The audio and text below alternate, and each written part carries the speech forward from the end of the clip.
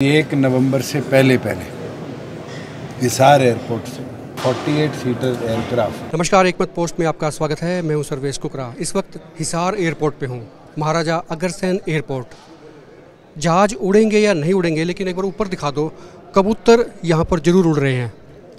मैं आपको बताऊं कि 2024 आने वाला है, इसलिए सरकार के लिए भी ज़रूरी हो गया है प्लेन को एक बार फिर से उड़ाना। हालांकि हिसार के लोग और आसपास के लोग इस बात को जानते हैं कि यहाँ पर पहले भी 2 बार कवायद हो चुकी है। मुख्यमंत्री मनोहर लाल खट्टर 2 बार फीता काट चुके हैं इसी एयरपोर्ट पर। और मेरे पीछे आप देख रहे हैं कि डिप्टी सीएम दुष्यंत चौटाला भी आज यहीं हैं, अधिकारियों की मीटिंग ले रहे हैं। और ख़ास बात यह है कि आपको बता दूं, इस पर कोई ऐसा नहीं लिखा गया है जैसा चर्चा होती है, यानी कि इंटरनेशनल एयरपोर्ट की चर्चा होती है। लेकिन जो पीछे बैनर है उस पर सिर्फ लिखा गया है Maharaja Agrasen airport integrated aviation hub. हम भी यही कहते थे कि अंतर्राष्ट्रीय एयरपोर्ट जनाब है ही नहीं, और आगे गुंजाइश भी बेहद कम है। एक बार बाहर भी दिखा देता हूँ। आज उन्होंने हवाई पट्टी का भी मुआयना किया है, थोड़ी देर पहले पत्रकारों से भी बातचीत की है।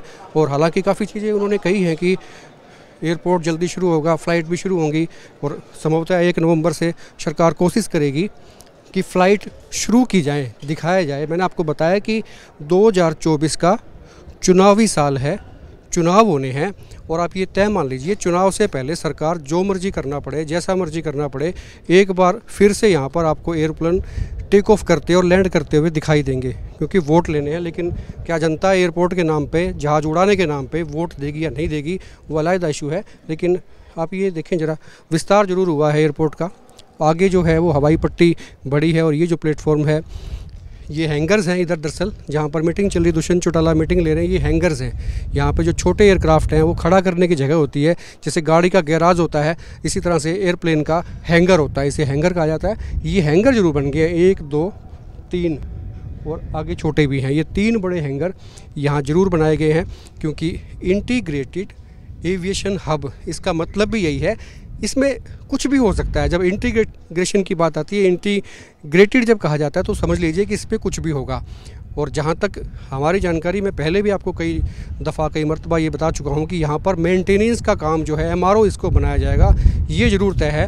लेकिन ना तो कार्गो, ना फिर डोमेस्टिक, और ना इंटरनेशनल एयरपोर्ट। अभी तक ऐसी कुछ चीज़ें लगती नहीं हैं। हाँ, बयान जरूर आएंगे जैसे जैसे चुनाव का वक्त आएगा, साल आएगा, क्योंकि साल के करीब का वक्त है। यहाँ से आप यकीन मान लीजिए कि इसमें कोई शक नहीं है, छोटे बड़े जो भी उतारने पड़े, चढ़ाने पड़े, यहाँ से मैंने बताया टेक ऑफ भी करेंगे, लैंड भी करेंगे।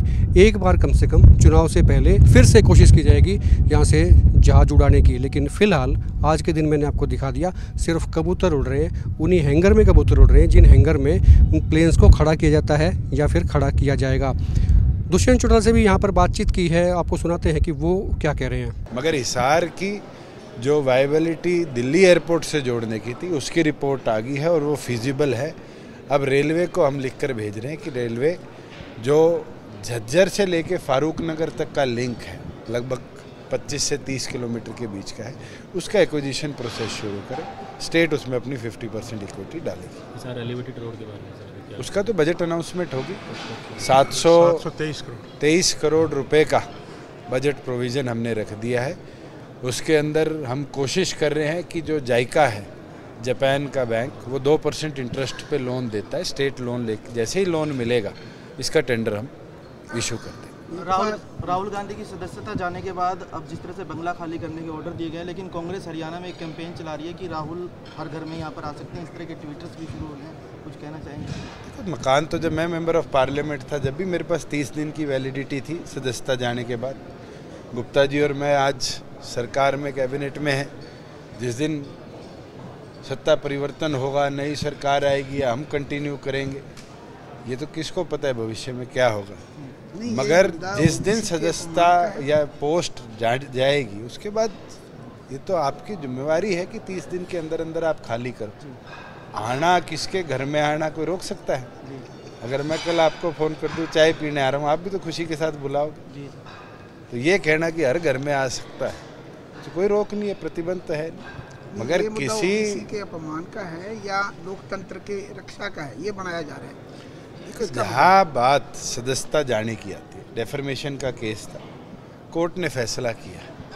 अगर कोर्ट के फैसले के खिलाफ चुनौती देनी है तो सुपीरियर कोर्ट में जाओ। और ये कहना कि मिसयूज़ ऑफ मशीनरी है, ये तो मैं तो आज भी आपके आगे कहता हूँ। चौटाला साहब को, डॉक्टर अजय सिंह चौटाला जी को 13 में सजा हुई थी, उस समय हम भी कहते थे कि मिसयूज़ ऑफ मशीनरी है।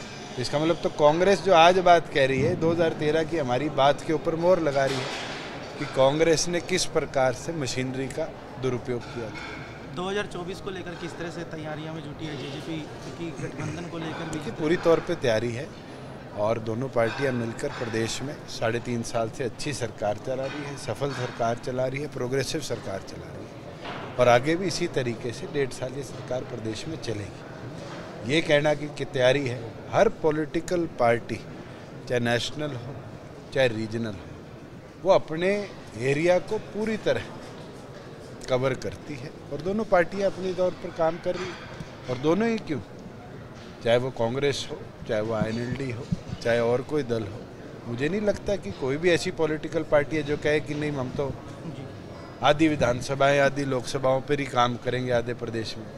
जिस दिन आपने प्रदेश को आधा कर दिया तो प्रदेश की जनता भी आधा कर देगी।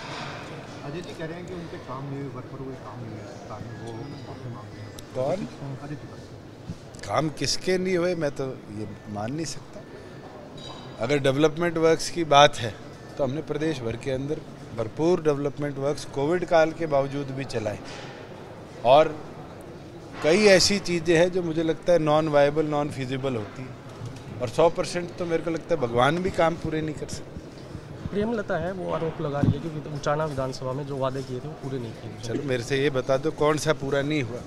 बल्कि ये गुप्ता जी खड़े हैं, रिसेंटली अभी हरियाणा का ही नहीं नॉर्थ इंडिया का मॉडल फायर ट्रेनिंग इंस्टीट्यूट अगर कहीं बनेगा तो उचाना में बनेगा और कितने युवाओं को उससे प्रशिक्षण भी मिलेगा और रोजगार के एक अवसर इमरजेंसी सर्विसेज के अंदर भरपूर मिलने का काम है। दिग्विजय कह रहे हैं कि वो गठबंधन का धर्म नहीं निभा रहे ब्रिजेंद्र, क्या आपको लगता है निभा रहे हैं? चलो मैं इस पर टिप्पणी नहीं करूँगा कि 1 नवंबर से पहले हिसार एयरपोर्ट से RCA स्कीम में भी हमने हिसार एयरपोर्ट को दोबारा डलवा दिया है। 9 रूट्स हमने पोर्ट्रे करे, यहाँ से 48 सीटर एयरक्राफ्ट हम अलग अलग प्रदेशों की टूरिस्ट भी और उसके साथ साथ रीजनल जो रिलीजियस स्पॉट्स है वहाँ तक की कनेक्टिविटी को बेहतर बनाएगा। तो नया फ्लाइंग क्लब को लेकर क्या रहेगा, क्योंकि युवाओं को रोजगार देने की बात कही जाती थी और